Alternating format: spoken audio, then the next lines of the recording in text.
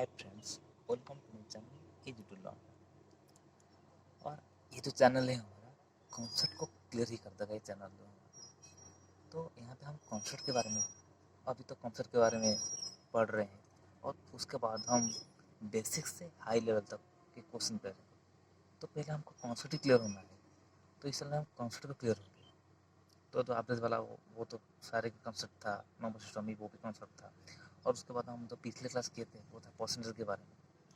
तो परसेंटेज के बारे में तो हम पीछे में 5 कॉन्सेप्ट किए थे, और वो उसका जो वोटर कॉन्सेप्ट है वो बहुत ही मज़ेदार था। अगर आप कॉन्सेप्ट क्लियर हो जाएंगे तो आप क्वेश्चन यूँ ही हो जाएगा चुटकी में। अगर कॉन्सेप्ट क्लियर नहीं हो तो शॉर्टकट फॉर्मूला से कैसे, कितना शॉर्टकट फॉर्मूला आप याद करेंगे। वो तो ये तो रटने की कोई बात नहीं, ये मैथमेटिकल है, कैलकुलेशन वाला। तो हमारे चैनल को देखिए और हमारे को पूरी तरह देखिए और आप कॉन्सेप्ट को क्लियर ही हो जाएगा, ये मेरा दावा है। तो हमारे चैनल को सब्सक्राइब कीजिए।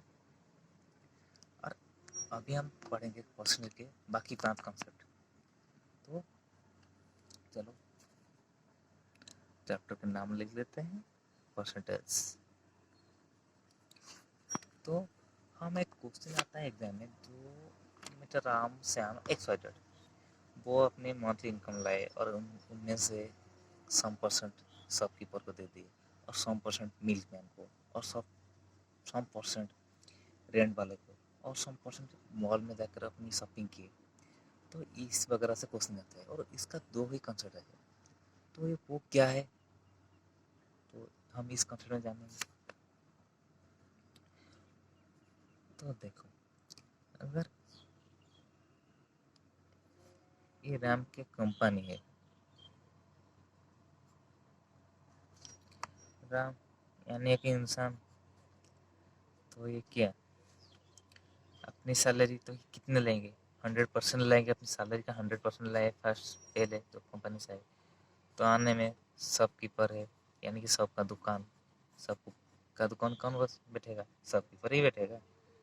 तो ये उनका इनकम से 20% शॉपकीपर को दे दिए, तो उनके पास कितना रहा, राम के पास कितना, पहले था 100%, वो दे दिए 20%, यानी उनके पास है 80%। तो उनके पास अब कितना है, अब है 80%। और फिर वो सोच रहे कि क्या करके अपने बच्चे के लिए कुछ कपड़े वपड़े बोले। तो वो उनका वो मॉल में गए, और मॉल में उनका इनकम से 30% इन्वेस्ट कर दिया। तो उनके पास अब क्या कितना बचा, था 80%। टोटल इनकम से 30% माइनस कर देंगे, तो उनके पास अब कितना बचा, 80% माइनस 30, यानी 50%।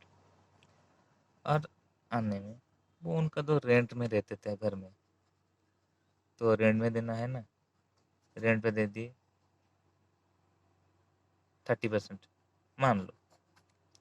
तो उनके पास था 50, दे दिए 30, और उनके पास कितना है 20%। तो उनके पास क्या 20% वो किस तरह रहता है, वो सेविंग की तरह। तो ये वाला हो गया। और यहाँ पर और एक चीज देखना, अगर ये तो टोटल सालर से आते हैं, अगर यहाँ से वो क्वेश्चन आएगा जो बचे हुए, तो यहाँ पे कितना हुआ 80% बच, उनका बचे हुए सैलरी से 30% मॉल में वो इन्वेस्ट किए। तो अगर ये वाला रिमेनिंग पार्ट से आएगा तो ये क्या 80% है, और यहाँ से इसका 30% लेंगे, ना कि हम 100 का 30% लेंगे। ये रिमेनिंग का पार्ट है, तो रिमेनिंग का 30% कितना हो जाएगा, 80 × 30/100, 30% है, तो डबल जो कैंसिल, तो 24, यानी टोटल का 24% है यहाँ पे इन्वेस्ट के मॉल में।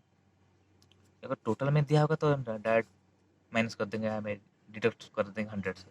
अगर बच पूछा गया रिमेनिंग पार्ट से वो 30% वो इन्वेस्ट किए, तो उसका 30% निकालेंगे। तो हमें क्वेश्चन कर लेते हैं, आपको क्लियर हो जाएंगे। Ram invest its monthly income on rent as 20%,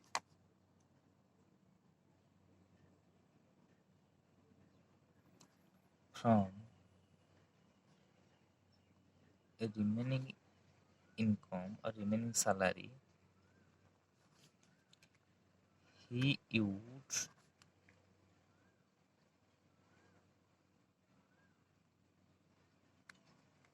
40% on mall,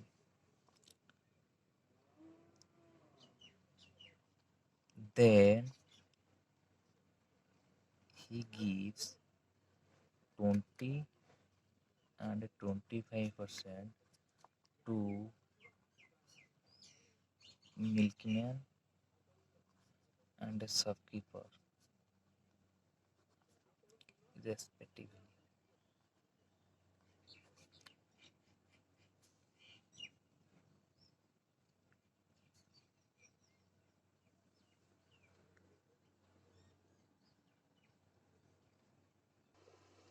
ये वाला हम 10% कर लेते हैं, वरना ये कैलकुलेशन नहीं होगा। ये क्वेश्चन में अपने आप कर रहा हूँ तो ये थोड़ा कैलकुलेशन में गड़बड़ हो जाएगा। तो हम कॉन्सेप्ट को समझ में तो कॉन्सेप्ट समझो। तो ये वाला पहले कितना था उनके पास, राम डायग्राम से करो। पहले कितने ले कंपनी से 100% सैलरी,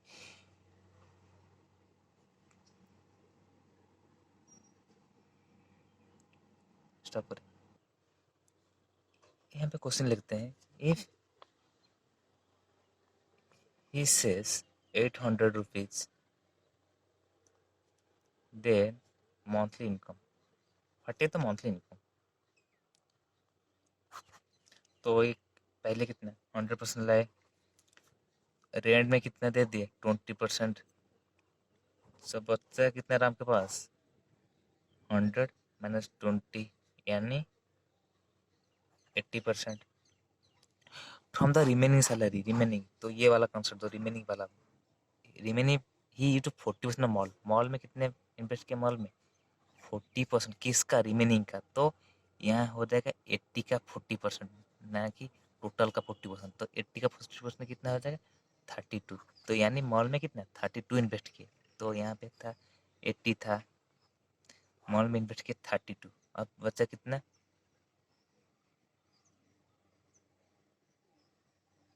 48 बचा।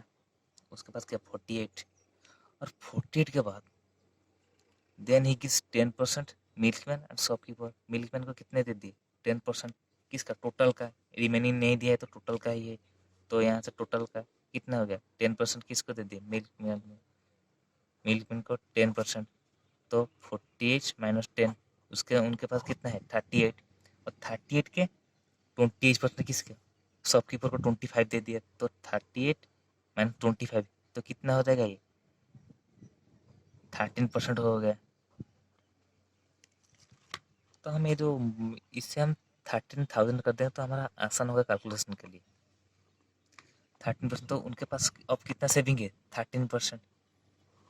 तो थर्ट, और ये दिखा यहाँ पे लिखा है ये सेव 1300 रुपीज़। तो ये सेविंग है और ये अमाउंट है, तो ये हो गया, यानी 13% इज इक्वल टू 1300। तो 1% कितना हो जाएगा 1300 बाई 13 यानी 100। अगर ये 1% वैल्यू 100, तो ये पूछा क्या पूछा है मंथली इनकम, यानी मंथली इनकम 100 लिए थे, तो 100 इंटू 100 यानी 10,000, ये आंसर हो गया। सो हमें ये कॉन्सेप्ट को समझना है, और रिमेनिंग पार्ट, यहाँ पे रिमेनिंग पार्ट को थोड़ा देखेंगे तो ये वाला हो जाएगा, ये वाला कॉन्सेप्ट ये हो गया। और हमें दूसरा ये वाला क्वेश्चन खत्म हो गया, तो हम दूसरा वाला क्वेश्चन देखेंगे। तो ये क्या है रिडक्शन प्राइस में, यानी कि पहले जनवरी को चावल का केजी पर केजी क्या 20 रुपया था। तो चावल की केजी कितना था 20 रुपया था, और हमको हम 100 रुपये लेके गए थे दुकान में 100 रुपीज़। तो हम कितने लाएंगे, कितने केजी चावल लाएंगे 5 केजी लाएंगे चावल।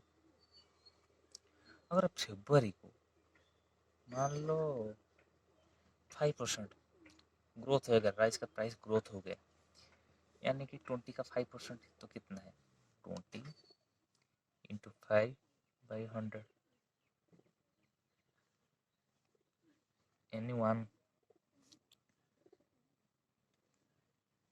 तो ये हो गया 21 रुपीज़ हो गया। तो ये कितना, हमारे पास वही है रुपीज़, 100 रुपीज़ लिए गए थे, तो हम कितने चावल लाएंगे? 5 केजी से कम लाएंगे ना, बिलो 5 केजी। तो यहाँ पे हमारा क्या अमाउंट कम हो गया। तो इस बारे में एक कॉन्सेप्ट है, थोड़ा सा क्वेश्चन लेते हैं, हो जाएगा। Reduction of 20% of rice Kisan get 4 kg more rice if he used 1200 rupees, then original price per kg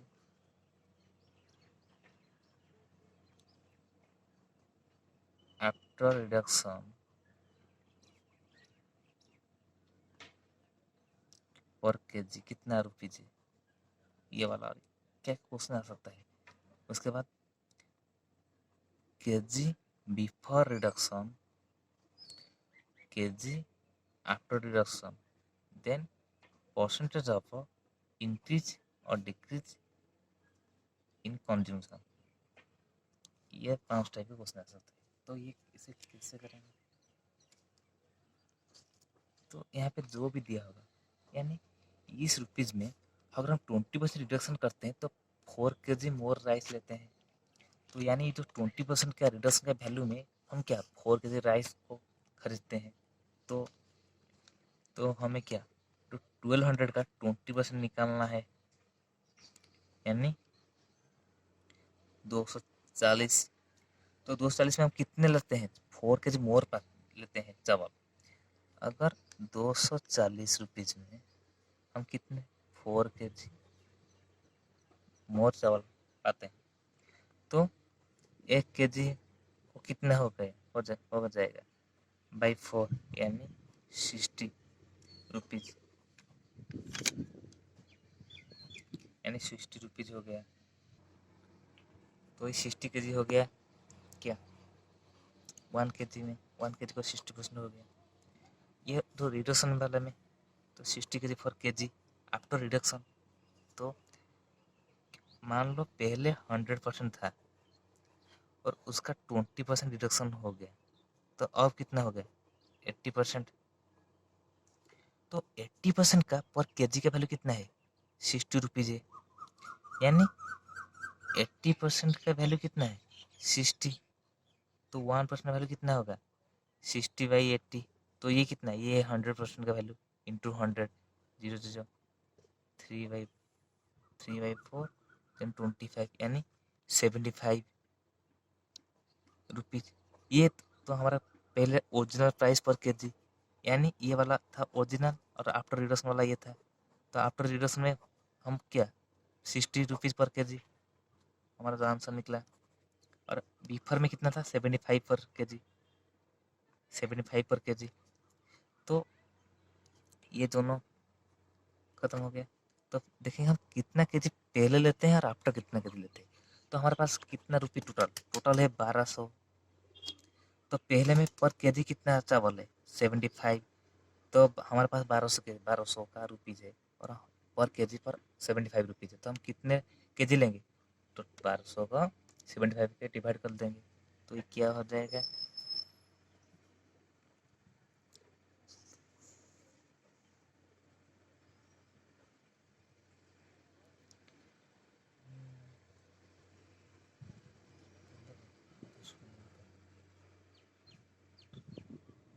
तो ये हो गया 16 केजी बिफर, यानी ये वाला बिफर में है 16 केजी। और हमें क्या, और इस तरह भी हम कर सकते हैं आफ्टर 1200/60, यानी 20 केजी। और हमें ये वाला करना नहीं, क्योंकि ये लिखा है deduction of 20% of rice of किसान गेट 4 kg मोर, यानी 4 kg मोर राइस बोल लाया। तो पहले है 16 kg, तो आफ्टर क्या होगा +4 कर देंगे तो हो गया 20। तो और एक देखो यहाँ पे ये परसेंट में इंक्रीज हुआ है और डिक्रीज हुआ है, तो हुआ है तो कितना परसेंट में हुआ है। तो पहले हमें ये दिखना है, पहले कितने लेते हैं हम, पहले 16 kg लेते हैं, आफ्टर लेते हैं उसके बाद क्या 20 kg। तो यहाँ पे हमारा कंडीशन इंक्रीज हुआ है तो कितना हुआ है 4% हुआ है। और मैंने तो परसेंट क्लास में पहले ही बताया था, तो ये तो पहले वाला में तो नीचे वाला लिखेंगे। तो कितना हुआ 4% इंक्रीज हुआ है। कहाँ से इंक्रीज हुआ 4%, पहले वाला से, तो बाई 16। और ये परसेंट पूछा है तो इंटू 100 कर देंगे, तो ये हो गया 4 यानी 25%। तो ये 25% इंक्रीज हुआ है। अगर नेगेटिव में आया होगा तो डिक्रीज हुआ है, अगर पॉजिटिव में तो इंक्रीज हुआ है। तो ये था एक कंसेप्ट। तो और एक एग्जाम आता है, तो एग्जाम में क्वेश्चन आता है, वो है जो मान लो सम स्टूडेंट मैथमेटिक्स में पास हुए और इंग्लिश में पास हुए, और हम अगर बहुत दोनों में मिलकर इतने परसेंट फेल हो गए, तो नंबर पूछा होगा कि टोटल नंबर स्टूडेंट कितने थे और टोटल नंबर स्टूडेंट पास कितने हुए और बहुत सब्जेक्ट में पास कितने हुए, ये वाला क्वेश्चन आता है। तो हमारा फॉर्मूला तो है ना, क्या है, A union B is equal to A का मोड प्लस बी का mod minus A intersection B. ये फार्मूला, ये तो फार्मूला से आ जाएगा, लेकिन हम यहाँ से भी अगर कंसेप्ट को समझ लेते हैं तो इस फार्मूला से बहुत आसान हो जाएगा। एक एग्जाम्पल लेते हैं और उसके बाद देखते हैं। इन a classroom 40% of student pass in mathematics, 60% student pass in English. If 30% of student fail in both the subject,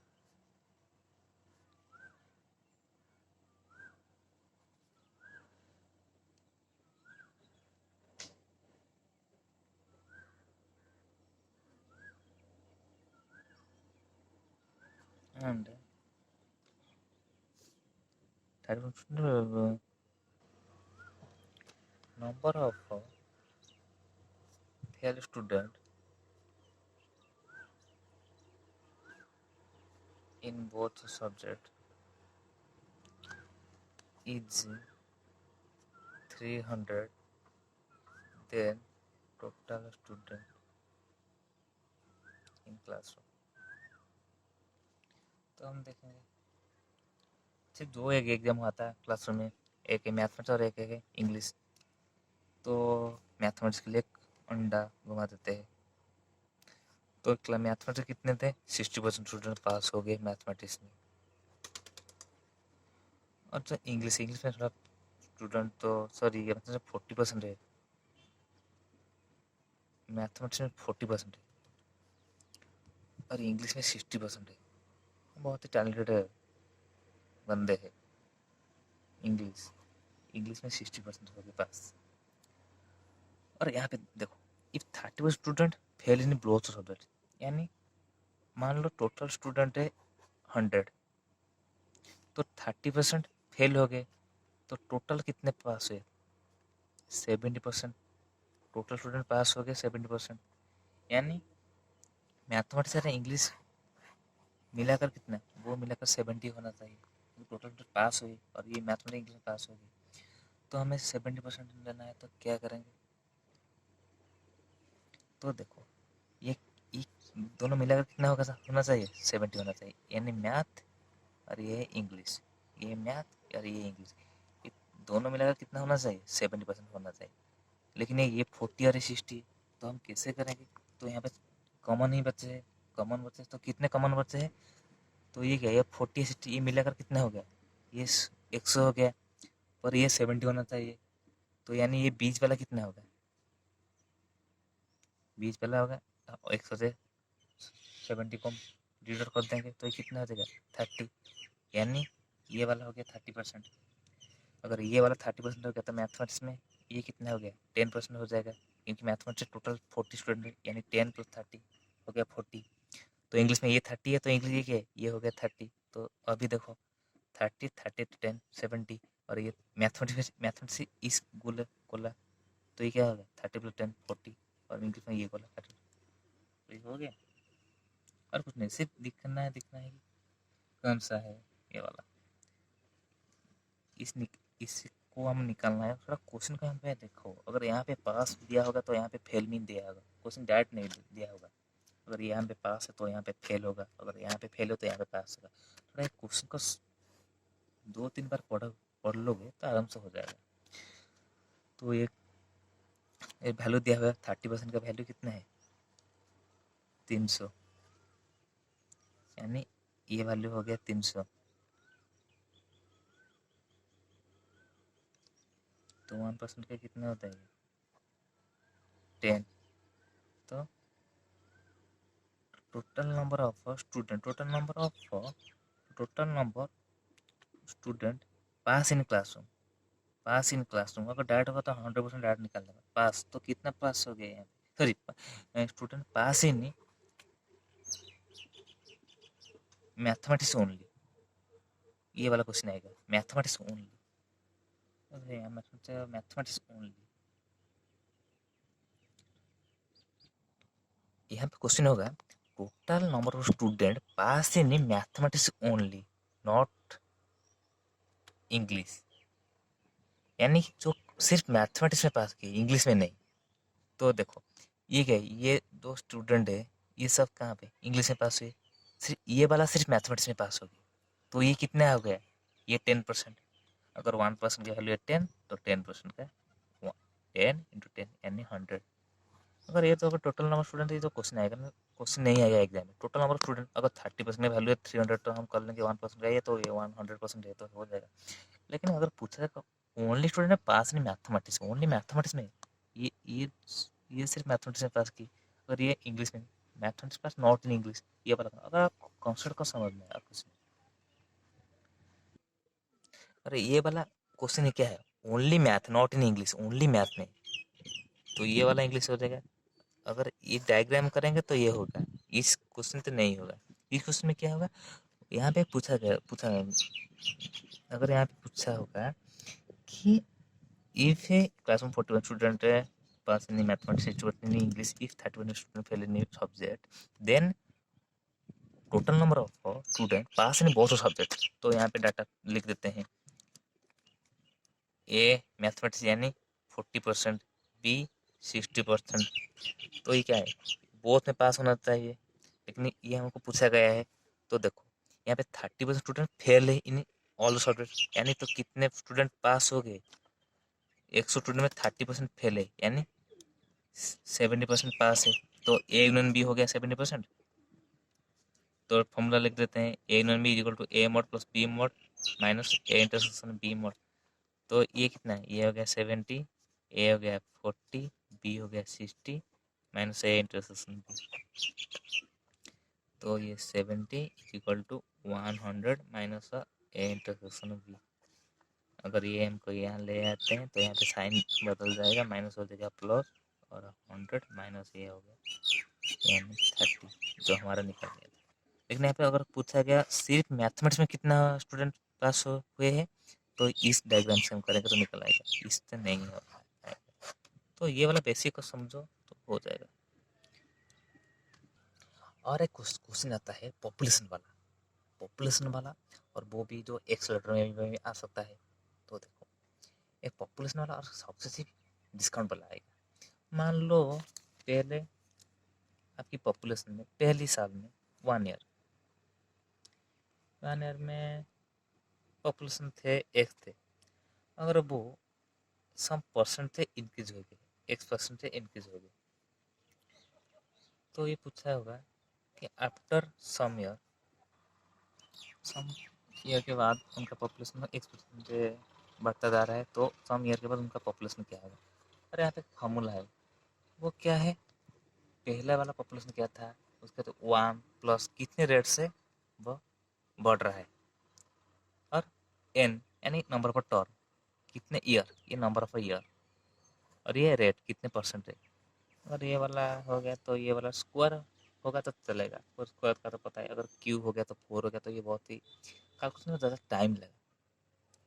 अगर ये इंक्रीज अगर डिक्रीज हो गया तो p by 1 minus R by 100 to the power n। अगर ये रेट डिक्रीज हो गया, ये भी ज़्यादा थोड़ा कंफ्यूज हो जाएगा, लेकिन बहुत ही क्रिटिकल कैलकुलेशन में ज़्यादा गलत हो सकता है। तो हमें इसे आसानी से कैसे करेंगे, पहले मान लो एक लेते हैं एग्जांपल। पहले मान लो पॉपुलेशन हमको 1000 दिया हुआ है, और वो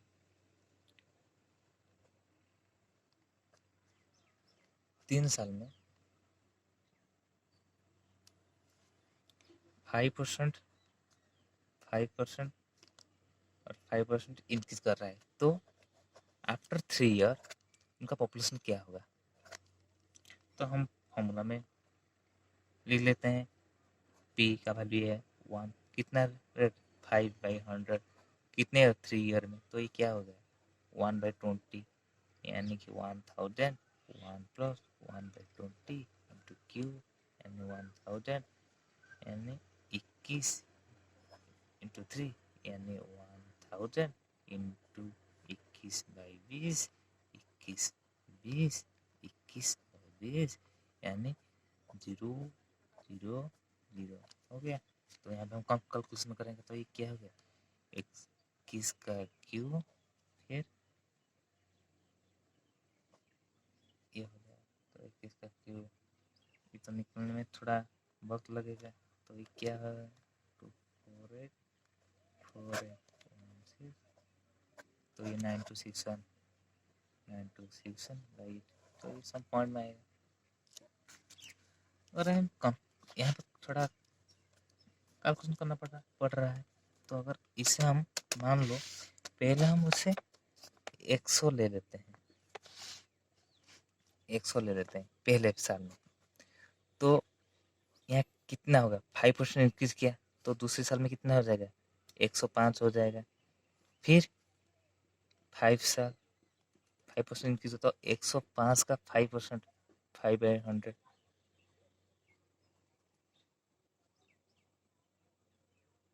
0.05,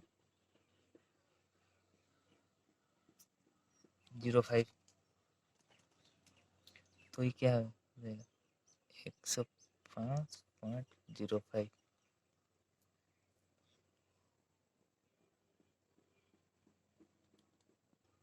अगर यहाँ पर 10% लेते हैं, मान लो 100 है तो 10% इंक्रीज किया, तो ये क्या हो गया 110 हो गया, और 110 का 10% तो कितना होगा 11 प्लस 11, तो 121, और 121 का 10%, यानी 121 इंटू 10%,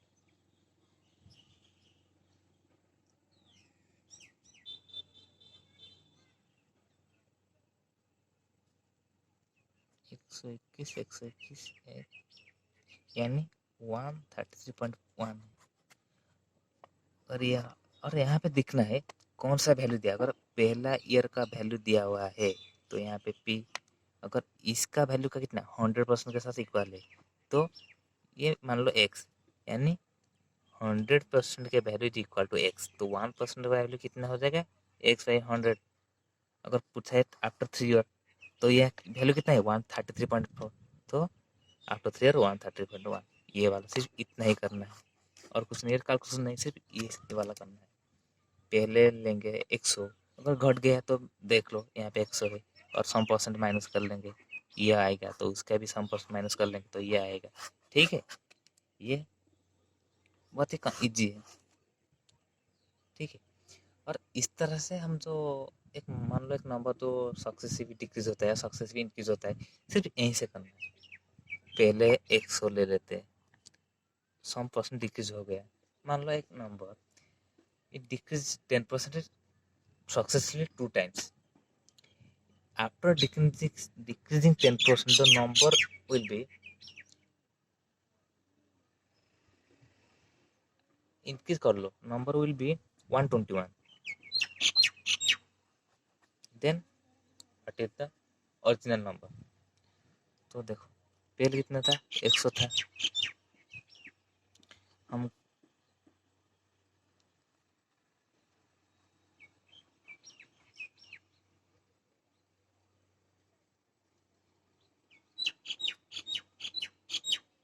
तो ये पहले कितना था, 100 था, मान लो 100% ले लिया, तो कितना डिक्रीज होता है, 10%, इधर 10% इंक्रीज होता है, तो पहले कितना 10% इंक्रीज हो जाएगा तो कितना हो जाएगा, 110 हो जाएगा, उसके बाद कितना वही 10%, तो ये कितना हो जाएगा, 121, तो 121 हो गया, तो यहाँ पे after increasing twice respectively at the rate of 10%, the number will be 121, then what is the original number? तो ये 121% है, तो यहाँ पे कितना हो जाएगा, 121% के वैल्यू 121 है, तो 1% का वैल्यू कितना हो जाएगा, 121 बाई 121 यानी 1। अगर 1% का वैल्यू 1 है तो यहाँ पे क्या फाइनली हम लिए थे 100%, तो ये क्या हो गया, 1 into 100 यानी 100, तो नंबर विल बी 100। तो इस तरह से हम कर सकते हैं सक्सेसफुल का। तो ये सिर्फ याद रखना कितना इंक्रीज होता है, कितना इंक्रीज होता है, और यहाँ पे अगर डिक्रीज क्या होता है तो यहाँ पे कितना डिक्रीज होता है, सिर्फ वही और कुछ ही नहीं। तो इससे बहुत ही अच्छी से देख लेना। तो ये था हमारा परसेंटेज का टॉपिक के बारे में कुछ कॉन्सेप्ट था, और हम आने वाले क्लास में कुछ और टॉपिक के साथ आएंगे और कॉन्सेप्ट के साथ। तो हमारे चैनल को प्लीज़ सब्सक्राइब कीजिए एंड लाइक करिए, शेयर करिए। Thank you.